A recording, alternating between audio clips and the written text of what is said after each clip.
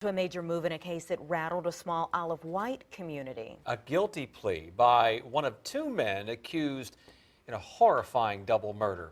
This morning, Richard Holmes pleaded guilty in the deaths of Nancy and Kenneth Starnes. Both were killed during a home invasion in Smithfield more than 2 years ago.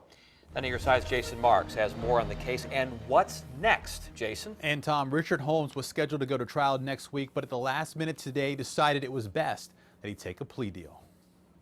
Richard Holmes is looking to spend the next 32 years behind bars. He and a friend broke into an Isle of Wight County home, and it ended with a mother and son dead. Family members of 80-year-old Nancy Starnes and her 58-year-old son Kenneth became concerned when they didn't hear from them back in 2017. When deputies went to the house on Ensdale Lane, they found Nancy and Kenneth shot to death. Prosecutors say Holmes and Kareem Mitchell kicked in the door at the Starnes home.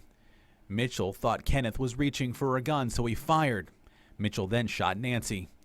Holmes and Mitchell stole 3 TVs, credit cards, guns, and 2 cars. During the investigation by Isle of Wight deputies, Holmes and Mitchell were developed as suspects.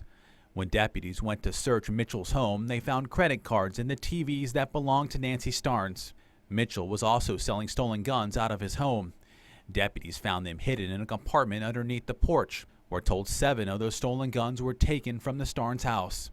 Mitchell pleaded guilty and is serving 2 life sentences. Though Holmes didn't pull the trigger, prosecutors say he's just as responsible for Nancy and Kenneth's deaths. And Holmes will be formally sentenced February 5th. In the newsroom, Jason Marks, 10 on your side.